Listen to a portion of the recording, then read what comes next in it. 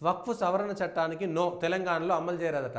ఎవరైతే వక్ఫ్ సవరణ చట్టాన్ని మేము అమలు చేయమని ఏ రాష్ట్రమైనా పాటిస్తే ఆ రాష్ట్రంలో రాష్ట్రపతి పాలన పెట్టాల్సిందే, అవసరమే లేదు. దేశం కంటే గొప్పనా? దేశం సర్వనాశనం అయిపోతుంటే గొప్పనా? దేశం ఏది పడతా చేస్తే గొప్పనా?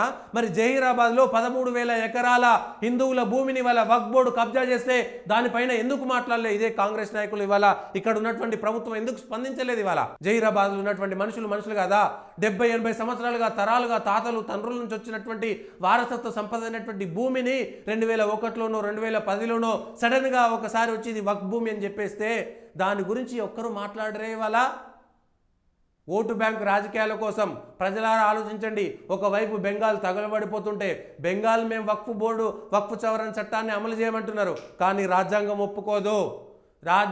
ఒప్పుకోదు. ఇట్లనే సిబిఐని పంపించాం, ఆర్బీఐని పంపించాం, ఒప్పించామని చెప్తున్నారు. ఈ రాష్ట్రాలు భారతదేశంలో ఉన్నాయా లేవా?